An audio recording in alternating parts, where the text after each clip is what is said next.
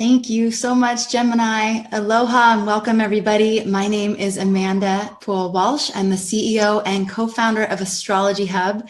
Today, I am here with storyteller Gemini Brett, and we are on today to give you a sneak peek into what is coming up next in our inner circle. This is also going to be great for you if you're curious about what's happening on the next lunar cycle that begins next Saturday. So if you are curious about the new moon energy and what's happening as we move forward deeper into November and December, stay tuned and you will find out about the energetic themes and how you can begin to work with them now. If you are not a member of our inner circle, you can sign up to get on the wait list. We only open up registration a few times per year, but if you'd like to get on our wait list, you can do so. I'll put the links in the chat so that you can join us at some point in the future. All right, so Gemini, thank you so much for being here today. My treat. How are you? I'm doing great. Thank you. You're on Kauai, right? I am. I'm like fully Hawaiian. Fantastic. So good. I'm actually at Jody Kono's house from Inner Circle. That's amazing. To find an internet connection, which is wonderful. And so it's really nice to be with you all. Hello. Aloha. It makes me so happy when we get to connect in person. I love the fact that the internet enables us to put this call out to our soul family and to attract in with each other. But then when I hear about people meeting offline and in person, it makes me really happy. So I'm really glad that you and Jody are there together. All right. So Gemini, you are going to be our next lunar cycle guide in the inner circle. Can you tell us about the energetic theme that we will be exploring together during that lunar cycle? Yeah, well, the general trip is the art of the heart. Authenticity, transformation, evolution, Scorpio. I love that inner circle and that astrology hub is honoring these months with new moon to new moon, the lunation cycle. I mean, most of this month will actually be shining Sagittarius light. But for me, I've always kind of practiced that coming together of moon and sun as the beginning, as the seed planting for a cycle. And so we're really going to work with cycle astrology and natural astrology. But this idea of authenticity and the art of the heart, you know, I mean, Joseph Campbell said, follow your bliss. And it sounds so easy. One of my favorite Scorpio teachings is from this channel, right? Daryl Anka, who channels some entity called Bashar from 2,700 years into what we perceive as the future. So he says, and the general assignment is follow your highest excitement. Take it as far as you can with no expectations until something more exciting comes around, and then do that. And that this is the voice of your highest self guiding you exactly where you need to be. And that's a really lovely, it's a very like high alchemy Scorpio teaching, in my opinion. But the ish is that we have so many hangups. You know, we have so much kind of suppressed in the shadow. I love to say about Scorpio art that we can serve the suppressed to control us, or we can control the expressed to serve us. So we're also going to have a bit of a shadow journey and look into this culture that says no to feelings. I had received a really cool Scorpio lesson a couple of years ago, and I was really thinking about this archetype. And I was in a grocery store, and there was a kid on a tricycle just cruising and wailing, tantrum, yelling, you know, helmet, and his mom's running after him like, Expression, no, I forgot the kid's name, but I just call him Expression. And I mean, I hear that, but it also felt to me, well, what if we said yes, but like this? And so there's another story. I'll call this woman who's a friend Wisdom, and her son Feelings. And they went to buy a new car. And it wasn't until they picked out the new car and they're about to drive away that Feelings realized that means the old car is done. Aww. And it just shattered him, you know, and he broke down crying and, you know, Wisdom, his mother, very wisely said, okay, we're going to let this go. Like, I'm going to forget about the to-do list today.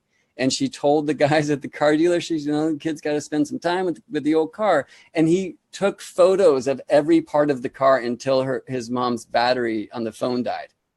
You know, and then it was cool, and he had processed, and they drove away and stoked about the new car. And so I love that model that says, yes, feel. So that's what we're looking into in Scorpio time, is how can we get really, really real in the feel. And we'll look into some of the way these archetypes, especially the traditionally known feminine archetypes, have really been betrayed, turned around by patriarchy or whatever we might call it. I passed out on a beach here in Kauai the other day and woke up really early to see Venus and Jupiter. Was amazed that I could, and I was tired. I slept on this beach and woke up with like a chicken pecking at me. But right then, the lifeguard in the tower says, "Folks, the left side is dangerous. Stay to the right side of the tower," he said. And it had me thinking about magic, where there's a lot of talk about the left side being the dark path. In astrology, traditional astrology, there aspects were known as sinister or dexter. Sinister means left-handed, and left-handed was seen kind of as negative, but sinister literally in Latin means left-handed. And it, this word has been so demonized. And I find it interesting too that we have like this show about some Dexter guy as a serial killer against the sinister folks or whatever, right? So that left-handed aspect, that right brain of ourselves, that creative, that artistic, that yin side of ourselves, and here's Kuan Yin at Jodi's place, that has been so cast aside and pushed away. And going into the dream and living by the art of the heart, this is what we want to reclaim. And so one of the soul works, because I know you'll ask, is to work with your offhand a little bit more, right? So I'm careful not to say your non-dominant hand, but we should, because that's what they say, your dominant hand, right? So if we just think about this languaging, because we'll also play with language this month. We're going to look at some great starry tales of Kali Ma and Shiva, the weighing of the heart ceremony from Kemet, the land we've come to call Egypt, and really work with a natural astrology, an experiential outside witnessing the phases of the moon. But so one thing that's really a wonderful and challenging practice is to, if you open doors with your left hand, switch it up and see what happens, and if you're really devoted to that, amazing parts of self that haven't been known in the light come back and show themselves to us. Love this, Gemini. This is going to be so much fun. For those of you who are not in the inner circle, Gemini mentioned a soul work assignment. So we take the energetic theme of the month, which what I'm hearing is living by the art of the heart and enabling ourselves to feel what comes up so that we can actually align with that more deeply over time. And then that soul work assignment that you're going to give to us of working with, for me, that would be my left hand, is going to help us to tell us how that just help us to get into the energetic, to tell us a little bit more about how that gets us into the heart. Well, that one is about kind of just flipping the flow. So if we have things that we bury, when you start working left-handed or right-handed, depending where you are, that stuff just comes to the surface. It's like doing a detox. It's a really amazing magic that many different magicians over time have suggested, and many spiritual leaders like Gurdjieff. There'll be other soul works as well, but that's just a little thing for people to start playing with if they want to. Love it. Most importantly, soul work will be with the moon, like literally, physically, visibly, sentiently experiencing the heavenly happenings. Because what we'll do is we'll work with the phases of the moon then to explore many of the different significant aspects of the month, not only as Mars square Pluto, for example, which is a very significant aspect of the time of the new moon. That's not just Mars equals this, Pluto equals this, and square equals this, and here's the mathematical equation. I'm getting after the proofs. And to me, astrology is not some symbolic language. It's the poetic breath of nature. It is life itself. And so, people, I just was speaking to an astrologer last week, and he has a really strong Jupiter opposite Saturn in his chart. And I was like, oh, well, it'd be cool to see this chart from 10 years before you were born, when Jupiter and Saturn were conjoined in Capricorn. It's like, what are you doing? It's like, well, I want to see where that seed was planted, right? So a new moon is the great teacher of this. Sun and moon come together. A seed is planted. It sprouts, it flowers, it fruits if we're lucky, and then carries the seeds for the next cycle. Can't step in the same river twice. It's a spiral. We bring these Libra seeds that we're still currently sprouting, flowering, seeding, that David's been leading, and bring those to the Scorpio moon and then to the Sagittarius and like that, right? So I can look at Mars, Pluto, and square as an phase of their cycle that began with a seed when Mars and Pluto were conjoined.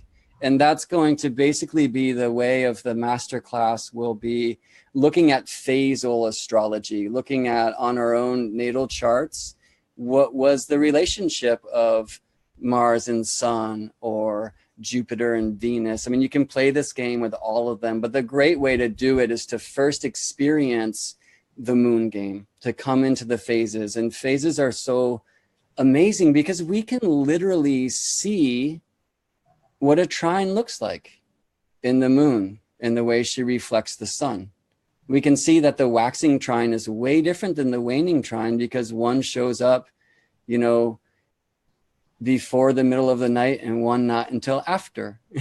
And the tides are the same, but the light, you know, so the light of the moon has been such an imperative way of the human experience before all this artificial light, and really should be to help us become, you know, anchored and centered into our humanity again, because so much safety lived there. And this is a really important theme when we get into Scorpio, like this month as well. We have the new moon will be quincunx or in conjunct Uranus, which Rick Levine, I love, calls that one the bee in the tent. It will be trine Chiron. We're seeing images of deep healing, and I believe access to some of the hidden trauma patterns that keep us locked into old story, into old software, into old rules. And so we'll also connect through ceremony of rewriting our rules to release ourselves from the old cages by honoring how they are teachers for our breakthroughs. Brilliant, brilliant, Gemini. This is going to be a really exciting month. Okay, what I wanted to ask you next. So you talked about the masterclass. So again, for those who are not in the inner circle, what the inner circle lunar cycle guide does, in this case, it's going to be Gemini Brett. They lead us in a new moon forecast, a new moon ceremony, or guided meditation. They lead us in a masterclass training. So we're going to be talking about phases in the masterclass training. We are going to be, do you want to tell us a little bit about the meditation that we'll be doing together on the new moon?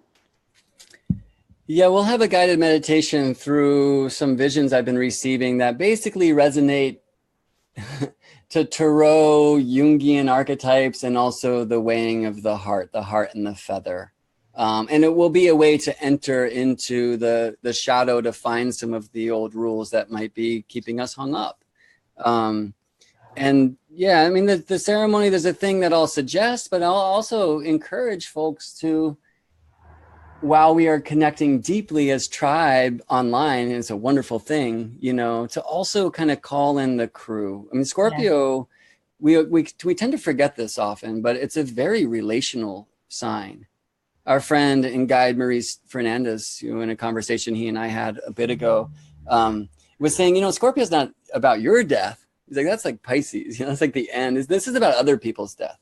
But I would say it's also about, you know, that place when you open your heart to love, like truly, you know, that place, mother dies, you know, child is arrested in front of your eyes. Those things in deep relationship, committed, sharing the heart that can really crack you open, and that can be so unexpected, but are such important catalysts for growth here in the Earth game, you know.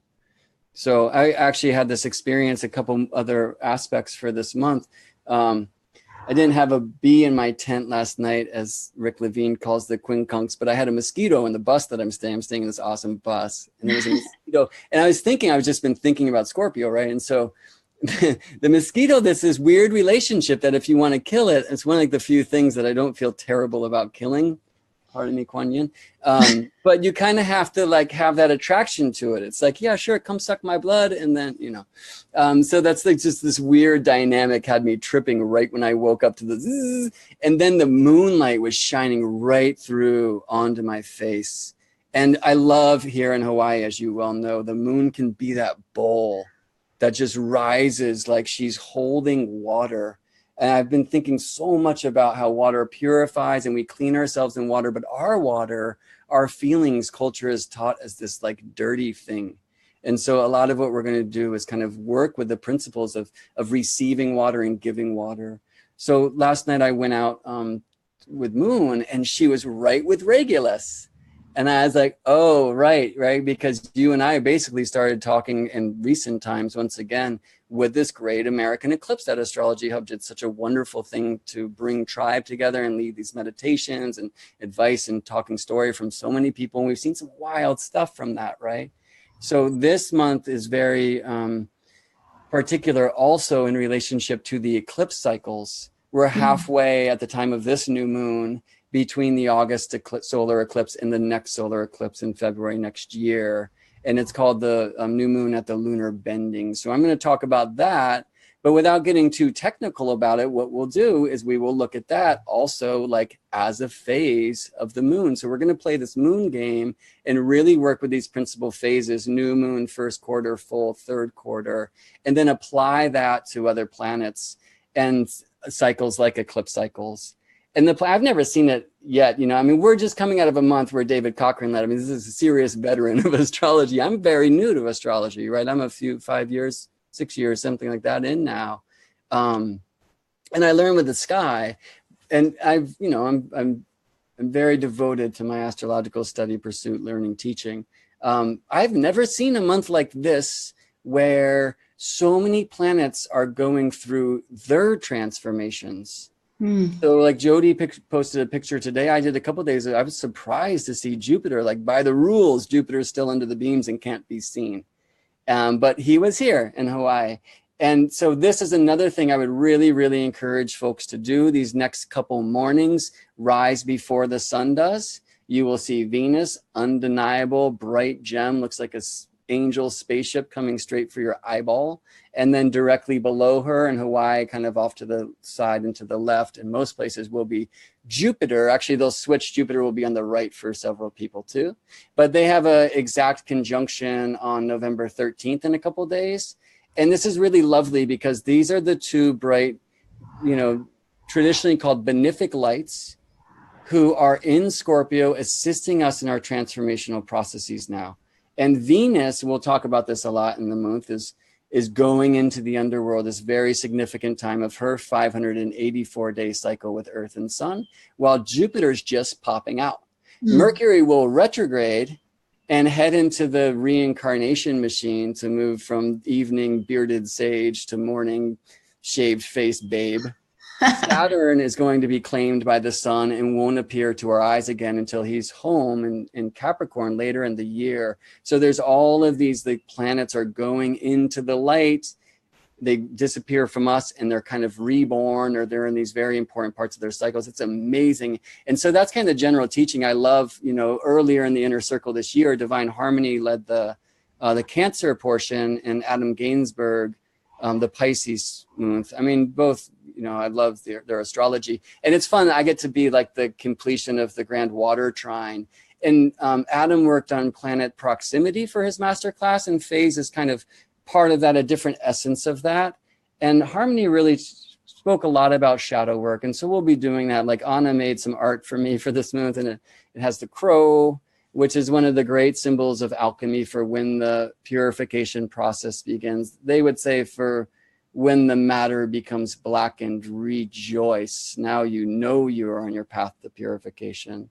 So we're looking to get into some of the trickier places. And a thing came in this morning where I was speaking to a friend who's a masseuse, and he was just talking about finding the truth that he should go with what he knows and get deeper than people want sometimes. And that's where the healing is. And what came in for me, I was like, yeah, but you know what? Trust is the softest tissue. And Scorpio is really about trust, right? So we're going to look back at our days, maybe in youth, where maybe that was lost. I'm really excited by, and, I don't even know the words for it, the Me Too movement, which basically sprung when Jupiter ingressed Scorpio on October 10th, really proving the tropical zodiac is a real thing. That looking into these places that have defined us, and to not look at that as bad or us as bad or taking too long, like we can change in a moment. And Scorpio teaches that. but we're meant to, kind of gradually go. So they say that crow used to be silver, and Apollo burned him because he delivered this bad news. And it wasn't because he delivered bad news, Corvus, but because he took joy in delivering this news. And I've really been thinking about that a lot lately, the way that we get so excited about our traumas or our hangups and allow them not only to define us, but like be the source of attraction of the way that we define ourselves. And so what I'm looking, and there'll be different levels. So every time I teach, I'm always saying, you can go here, you can go here, you can go here, you can go here, whatever. But really hoping we can get down into some of those places and to do this just naturally, because obviously I can talk too much and we're reaching the end here. But the point of the thing is, like, here's what I suggest. Here's what I invite. I'm not here to teach you my astrology. I'm here to further remind you to remember yours. We're all astrologers. We're all following the dance of the planets, the celestial symphony. Now take that outside and feed the moon, and let the moon feed you, and reflect and receive your own personal teachings. Yeah. Gemini, one of the main purposes of the inner circle is to help us to literally embody the energetic themes. I always call it the curriculum of the cosmos. What is the spotlight being shown on right now for us to really take a look at and work with and walk with and come up with our own answers for what it means and how it moves within us. And I love that you're setting it up so that we're going to have so many opportunities to do that next lunar cycle. So that's really exciting. I wanted to ask you a few more questions. Specifically, again, this is all about embodiment. How do we absorb all of our senses, as many of our senses as possible in the lunar cycle energy? And of course, everything's optional. I know people are busy. They only have so much time to devote to their astrological studies and, going deeper with the themes. But we do have an optional book club as part of the inner circle. So there's a book I know you're going to recommend. I'm asking astrologers these days to come up with a theme song for their lunar cycle, just to help us, again, like all senses. If we're plugging into the energy of that month, what would we listen to? What would we read? What would we do with our eyes? So I'd love to hear about the book that you're recommending, and then also your theme song. Yeah, I'll start with the song, and I'll post a link in the comments. Yaima, Yaima, which actually has beautiful, many definitions about the sacred movement of water. Yaima is a band from Seattle where I live, dear friends Pepper Proud and Masaru Hagasa, and Jeff Himes on this recording. The song is called Chasing Antares. Antares is the star that is the heart of the scorpion. And this song is a beautiful song for the light principles coming forth to the way of light through shadow play. Yeah. And there'll be a couple other songs too. The one song by Entheo, I think This Infatuation of Mine by Maria Starks. I want to get into that side of Scorpio as well.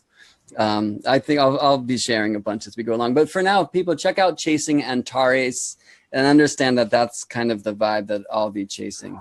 Nice. Okay, and then tell us about your book. This is the book. It's called The Hermetica, Lost Wisdom of the Pharaohs by Timothy Freke, Freke, and Peter Gandy. This is a kind of modern, liberal translation of the Hermetica, the Corpus Hermetica. Not all of it, or else it would take up this whole room that I'm sitting in. But the words of Hermes, right? So, Hermes was kind of the principal spiritual figure of like the mystical tradition. We might even consider it a religion. And the way that the Hermetica, the Corpus, was voiced was in conversations between Hermes and son and students. These authors have taken the language and made it a little bit more legible to the modern ear, and also taken it out of conversation form. I actually wanted to read just a very short passage from it. Okay, great. And by the way, this is one of these books where instead of cover to cover, it's one of those things. Like you just open up and see where you land and what message it has for you on that day. And then take a walk. Okay. And then be with the moon. Okay. Contemplate. And some of them, like, I don't dig at all. And I'm not saying this is the law in any way, right? Some of them really open my heart and help confirm what I truly feel astrology to be. So this is a short passage from a tractate called The Universal and the Particular These are the words of Hermes. The human body is an earthly temple constructed by the power of the zodiac, which makes myriad forms from simple archetypes. There are 12 signs of the zodiac, and the forms they produce fall into 12 divisions. They are, however, inseparably united in their action. Nature makes the human body so that its constitution resonates with the patterns of the stars in such a way that they mutually affect one another. Oh my God, I have chills all over my body. That is so awesome. I mean, it just like went boom. Oh, wow. So many like visuals and thoughts just on that one passage right there. And so you can have like me, a literal modern translation that keeps the intent of the material. And I usually feel that in this book. Totally. I mean, that to me is like the, that just described the co-creative relationship that we're in with the universe, like to a T. And also like when we incarnate that sort of stamp of our blueprint based on the different combination of the zodiac and how it's going to express in our life, what we chose to have as our expression and experiences that we chose to have, and how we're in relationship with the universe. Yes. In this is not like it's happening to us and we're, being punished by some fate. It's like, no, this is a dance that we entered into very willingly. Absolutely. And you said the word relationship. Yes. Right. So if you're in a relationship where your partner's doing all this stuff and you're just reacting or responding, how's that working out for you? And so we want to come to the planets in this way. Yeah. In an honorable, reverent, relational way. Yeah. And so there's magical practices of creating talismans and that kind of thing. And that's cool, but I'm talking about, hello, Mercury, I'm Brett.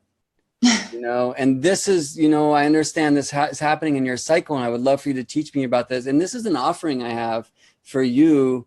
And this is an intention that I also marry to this offering. And maybe you could help, come here and be a teacher for me. And what can I tell you about Earth? Whatever. So, that's kind of what we'll be working with. And mostly first, again, with moon and sun, because, that's a wonderful thing, as you live in Hawaii, like it was a lunar calendar here, but it's a calendar based on 30 phases of the moon. Mm-hmm. But the phases of the moon are about moon, sun, and earth, right? So when we work with a calendar like this, when Astrology Hub's inner circle is working around the lunation cycle, the solar lunar cycle, right? Instead of, the sun just went into Scorpio, or instead of, here's the forecast for February, I never get that one. It's like, okay, let's do our astrology by the Gregorian weirdness. Yeah, so when we work with moon, sun, we're actually working with moon, sun, earth, right? Which we could think of actually as moon, sun, rising, or your houses, which I think of as soul and spirit and matter. And so we'll get into some of that this month too. We'll talk about natural astrology. What if the computers break? I know one guy, Nick Dagan Best, who can tell me where the planets are going to be in 2231 on August 4th. He's amazing. Most of us don't have that, but I'm talking about getting connected naturally to these cycles so that we do not need to depend on computers and charts, so that we actually learn how to experience astrology with our eyes and our hearts. Yeah. So we obviously can't do all that, but we'll plant little seeds. Yes. That's empowerment. I love that. That's this phase we're going into, is we don't need the intermediary to tell us, to define us, to translate for us necessarily, that we get to have our own experiences of astrology and beyond. So Gemini, thank you so much. Is there anything else that you want to leave us with before we close? I just want to share a few slides so people who are waiting to, on the wait list to come into the inner circle, or want to come in next year, whenever it next opens, just can see some of the stuff that we astrologers do. And also There'll be slides that you guys can all kind of run with and do what you want. So one thing just kind of reflects, I'll just flash it on the screen, what I call the moon game, and the way that I personally bring offerings and intentions for each moon cycle, basically aligned to the archetype, where the sign where the moon and sun meet, new moon for the cycle. Okay, go ahead. You share this thing. I just want to say hello to everybody who is on here right now. It's so great to see you. This is a little sneak peek into Gemini Brett's lunar cycle, which the new moon forecast and ceremony will be taking place next Wednesday at 5 Pacific. 5 p.m. Pacific, yeah. Yeah, 5 p.m. Pacific, 8 p.m. Eastern. And the new moon itself happens next Saturday, though, right? The 15th? Or no, 18th. Sure. The new moon, is on the 18th. Yep. Okay. Yeah, 3:42 in the morning, I think.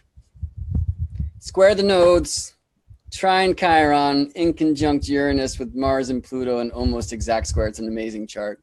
And they all are. All right. Can you see the screen, Amanda? Yeah. Okay, cool. So, this is kind of what in science class we learned about the phases of the moon. It's an important thing to learn, actually. It's a great thing. But I want to get to this. Okay. And let me show this in two parts. This is if at sunset, right, the new moon would also be setting. That's moon and sun together. If at sunset, the waxing crescent, or semi-sextile, you might say, will show where it's shown here. And this is generally speaking, there's variations with signs and cycles, but sextile, square, trine, and the inconjunct, and then the full moon, right? Full moon rises when the sun sets and sets when the sun rises. So this is a way, actually, in Hawaii, there's the Olea's chant and there's hula that the kids, fortunately, are learning now about these moon phases and where they're in the sky. We'll do a couple little embodiment exercises during the month, actually big embodiment exercises to work with the directions and also these phases of the moon to help integrate it into the physical. But the important thing to do, and it's a tough time of year with weather for a lot of folks, but is to get out there, witness this. Where is a first quarter square moon at sunset? Where is a first quarter moon at sunrise? And we'll make some little fun kind of devices to help track this thing. So this is from new moon to full moon, and this is from full moon to new moon. And I also want to apologize to our Southern Hemisphere friends because this is Northern Hemisphere shapes of the moons. I'll do both, hopefully, during the month. So full moon sets at sunrise. Now we're looking at sunrise with the sun and moon at the rise over there. Third quarter moon is at the reach or at the midheaven when the sun rises this. Yeah. So these are just simple maps that you can take and go prove them in nature. And as you do, nature will prove astrology to you. And this is the moon game. Okay. So I'll just flash that. People can take a screenshot if they want. You can see where the principal phases of the moon, new moon, first quarter, full, third quarter, fall in the tropical zodiac there down below. And this is the path: seeding, sprouting, flowering, fruiting, intention, tension, illumination, integration, consciousness, perception, mindfulness, wisdom. And if we can apply this to the month and the way that moon and sun relate from Earth's point of view, we can apply it to Venus and Mars. We can apply it to Uranus and Pluto, etc. Very nice, Gemini. So we love Gemini Brett so much that he will not only be a lunar cycle guide this coming out, but he'll also be a lunar cycle guide in 2018. So he's coming back 2 years in a row. Gemini, is there anything else before we close up? Am I still on? Yeah, you are. I hit stop share and let me just find you again. Okay, cool. Oh, you can't see me. Okay. Yeah, no, you're here. It just got fully erased and I'm bringing it back, which is actually kind of a cool rebirth. Next year I get to do Virgo cycle, which is so fun because moon's in Virgo right now, as you and I are talking, with the sun in Scorpio. Mm-hmm. I personally have a Scorpio sun and a Gemini moon. So I'm totally biased about this particular cycle. I feel that Scorpio is the art of the heart, the nighttime magic, and that Gemini is the magic of the heart for Scorpio, and Gemini is the magic of the mind. So the spells and the crafts. And instead of like magic spells and wands and that stuff, which is cool, but that's not what we're going to do. We're going to work on like literally how our rules, our hidden rules spelled, and we're going to work with rewriting them and re-languaging them. You and I, last time we met, because Amanda and Anna and I, my great friend John Dumas, a wonderful sound healer, and a great crew of people on Maui, just had full moon ceremonies. So that's going to be another thing, just as Astrology Hub was encouraging friends around the world to join together in meditation.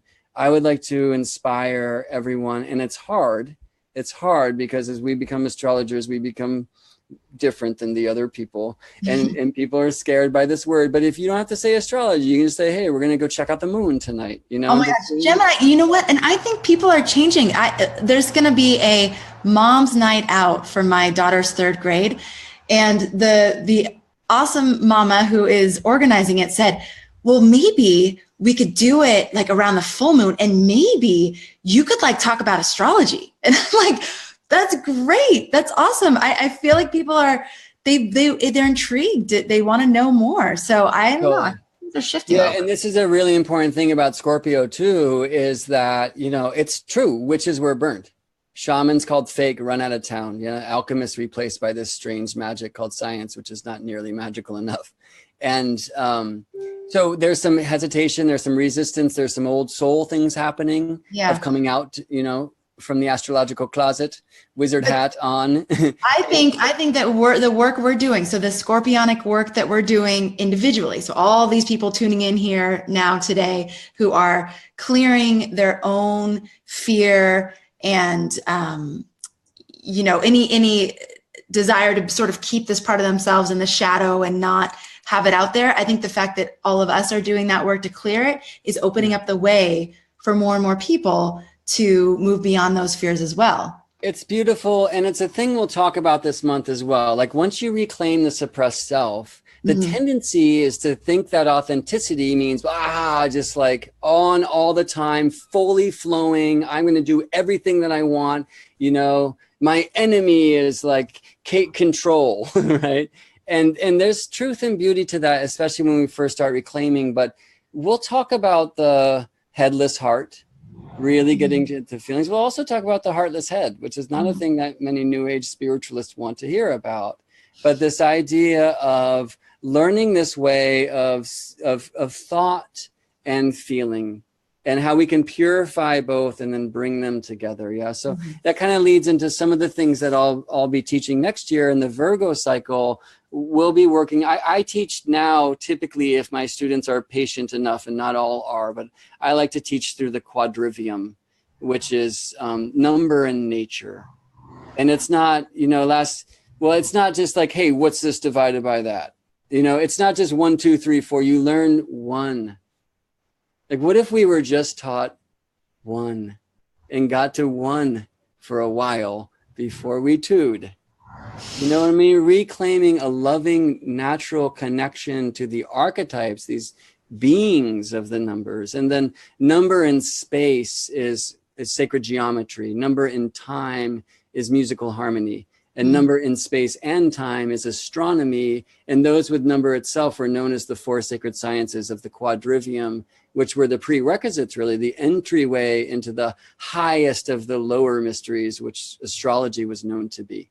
And above that, grace and prayer, who knows, right? So I really like to, when they're patient enough, and it's tricky because people just want to know why their boyfriend's mean and look at the chart, you know, but to have people drawing circles and to have people playing a major chord and contemplating astrology. And so we can see it, we can hear it, we can physically experience it. In the Virgo month next year, I'll be leading people through some of that, like physical arts of the chart work.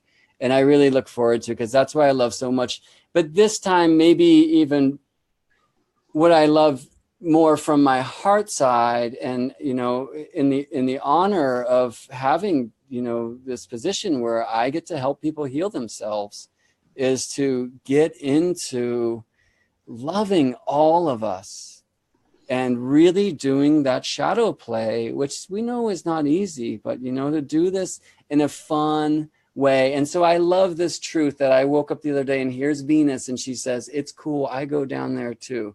And Jupiter's like, just got back, pretty cool, you know, and then let's change, let's transform. So I think we're actually very empowered this month by the Celestial Symphony, supporting us to love ourselves as we go for really deep spiritual healing. And as you say, part of this is also not suppressing our attraction to the magic, and the world's not so much anymore. And we're healing the world from pop culture astrology, which has done its thing. It is its thing. but hasn't necessarily served astrology in the art of the chart, which is healing, feeling, knowing, and growing. And that's what I'm after. That's what I feel Astrology Hub is after, which is why I'm just so honored to participate and to be part of this inner circle. And I'm really looking forward to sharing what the sky has taught me and some of my human teachers as well. Oh, thank you so much, Gemini. It's going to be such a pleasure. And for any of you who are interested in embarking on this sacred journey that we take with the lunar cycle each month, as Gemini says, you can get on the wait list now. We are going to open up registration around the new year. So it'd be great if you can put your name there. We'll know that you would like to join us when we do open up our membership again. And you get to learn from incredible astrologers like Gemini Brett all year long. And we really journey through this, all the different cycles of the year, and align our spiritual growth with the curriculum of the cosmos. And I think it's one of the things that you're talking about here, Gemini, is really infusing this sense of sacredness into our lives, into our relationship with the planets, into our relationship with numbers and with music. I mean, there's no end to it, really, how deep we can go. So I love that you bring that to the conversation. Thank you so much. For all of you Inner Circle members already, I'm so excited to share Gemini Brett's wisdom with all of you and to be on this journey together into Scorpio. So thank you, thank you, thank you. And we will see you all soon. Take care. Aloha.